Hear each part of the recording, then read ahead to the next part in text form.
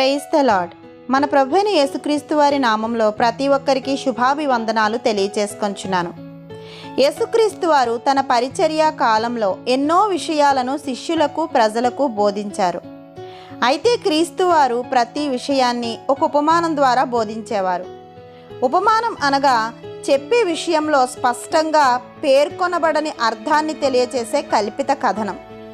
యేసుక్రీస్తు వారు బోధించిన ప్రతి ఉపమానము నేటి మన జీవితానికి, మన ఆలోచనలకు చాలా దగ్గరగా ఉంటాయి.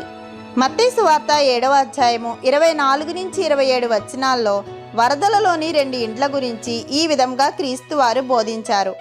కాబట్టి నా మాటలు విని వాటి చొప్పున చేయు ప్రతి వాడును బండ మీద తన ఇల్లు కట్టుకొనిన బుద్ధిమంతుని పోలియుండును.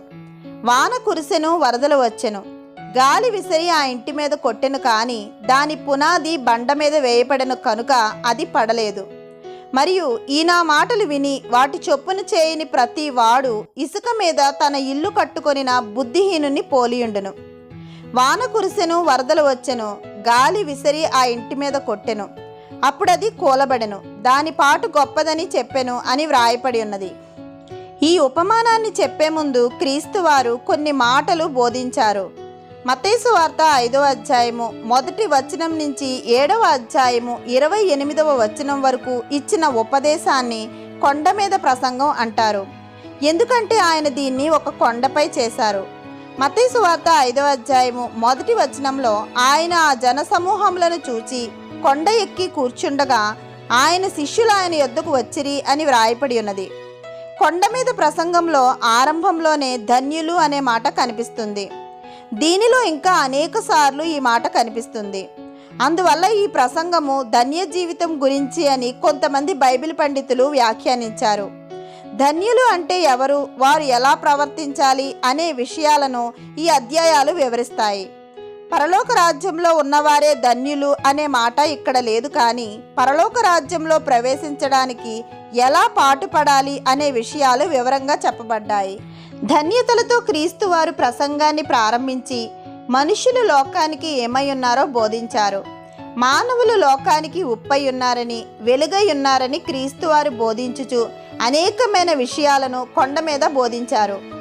మత్తయి సువార్త 7వ అధ్యాయము 15-23 వచనాల్లో కపట ప్రవక్తల్ని ఖండించడం గురించి బోధించారు. కపటంగా ఆలకించే వారికి ఇక్కడ హెచ్చరిక ఉన్నది. అంటే సత్యాన్ని విని కూడా అందుకు లోబడని వారు అన్నమాట. సత్యవాక్యాన్ని బోధించిన క్రీస్తు వారు వాక్యాన్ని హృదయపూర్వకంగా విన్నవారి గురించి, కపటముతో విన్నవారి గురించి ఈ ఉపమానాన్ని బోధించారు. ఈ ఉపమానంలో తెలివి గల వారికి, తెలివి లేని వారికి తేడా ఉంటుంది. ఇక్కడ ఇద్దరికి ఒకే రకమైన కోరికలు, ఆశలు కొన్ని ఉన్నాయి. ఎందుకంటే 2 రకాల వారు ఇల్లు కట్టుకున్నారు. ఇల్లు అనేది ఒక వ్యక్తి జీవితం మొత్తాన్ని సూచిస్తుంది.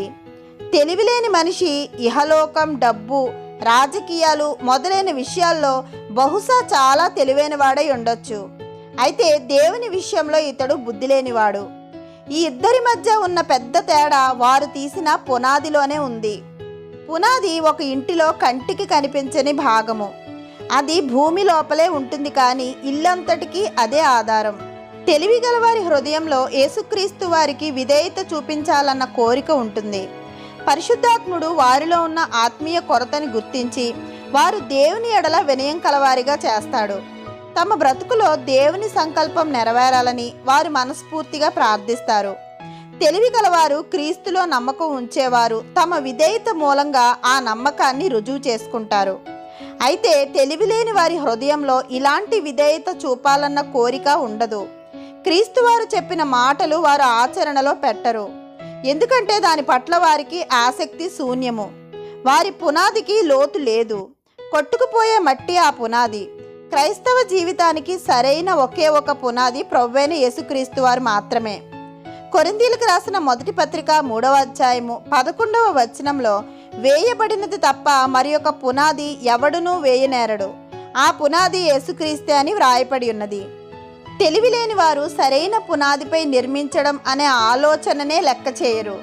క్రీస్తుపై పునాది వేసి వేరు పారడం అంటే వారికి శ్రద్ధ ఏమీ ఉండదు. తమ స్వంత ఊహలు, మనోభావాలు, ఆలోచనలు, మత సిద్ధాంతాలు ఇలాంటివే వారి పునాది. ప్రతి ఒక్కరి ఇల్లు పరీక్షకు గురవుతుంది. వాన, గాలి, వరదలు ఇంట్లోని ప్రతి భాగాన్ని పరీక్షిస్తాయి. బాధలకు గురైన యోబును ఎలాంటి వానలు, గాలులు, వరదలు కొట్టాయో యోబు గ్రంథము 1-2 అధ్యాయాలు మనకి తెలియచేస్తాయి. ఇర్మియా ఎన్ని తాకిడిలకు గురయ్యాడో విలాపవాక్యములు 3వ అధ్యాయంలో, పేతురుకి ఎలాంటి అల కొట్టిందో లూకాసు వార్త 22వ అధ్యాయంలో, పౌలు ఎలాంటి తుఫానులను ఎదుర్కొన్నాడో కొరింథీయులకు రాసిన 2వ పత్రిక 6వ అధ్యాయంలో మనం చదువుతాము. అయితే ఒక వ్యక్తి తన ఇల్లు క్రీస్తుపై స్థిరంగా నిర్మించి ఉంటే అతని ఇల్లు నిలుస్తుంది. ఏది దాన్ని కూలద్రోయడం సాధ్యం కాదు. దాన్ని క్రీస్తుపై కనుక కట్టకపోతే ఏది దాన్ని నిలపడం కూడా సాధ్యం కాదు. ఇంకా వాన, గాలి, వరదలు అంటే రాబోయే కాలంలో ప్రతి ఇంటిని పరీక్షించి ప్రతి పునాదిని బయటపెట్టే తీర్పు దినాన్ని కూడా సూచించవచ్చు. మనుషులు అనేకమైన భక్తి కార్యక్రమాలను బట్టి కూడా గర్వపడుతుంటారు. మేము గొప్ప భక్తులము లేదా మేము గొప్ప ప్రార్థనాపరులము అని. అలాంటివి ఈ దినాన ఘోరంగా కూలిపోతాయి. దీనికి కారణము వాటిని ఇక్కడ కొండపై క్రీస్తువారు చేసిన ఉపదేశాలపై కట్టకపోవడమే. క్రీస్తువారి ప్రసంగంలో కానీ మరెక్కడా కానీ తన ఉపదేశాలను ఇచ్చినది మనం వీటిని లేదా ఆయన్ని మెచ్చుకోవాలనో లేక కేవలం విని ఊరుకోవాలనో లేదా వాటిని గురించి మాట్లాడాలనో రాయాలనో కాదు, కానీ వాటి ప్రకారము ప్రతి ఒక్కరూ నడుచుకోవాలనే. మనం అలా నడుచుకోకపోతే కలిగే ఫలితము విపత్తే. మన ఇల్లు క్రీస్తుపై బలంగా కట్టబడేలాగా, అంటే మనం ఆయనలో నమ్మకం ఉంచి ఆయన్ని నిజంగా ప్రేమిస్తూ హృదయపూర్వకంగా ఆయనకు విధేయులుగా ఉండులాగున ప్రార్థిద్దాము. మన ప్రభువైన యేసుక్రీస్తు వారి కృప మనందరి జీవితాల్లో సమృద్ధిగా ఉండాలని ప్రార్థిస్తూ ఆమెన్. దేవుని మాటలు మీకు నచ్చితే లైక్ చేయండి, సబ్స్క్రైబ్ చేయండి. దేవుని మాటలను అనేకులకు షేర్ చేయండి. ఇంకా పరిశుద్ధ గ్రంథంలో అనేక అంశాలను మనం ధ్యానం చేసుకోవడానికి కావలసిన దేవుని కృపా నడిపింపుల కొరకు మనందరము ప్రార్థిద్దాం. ఆమెన్.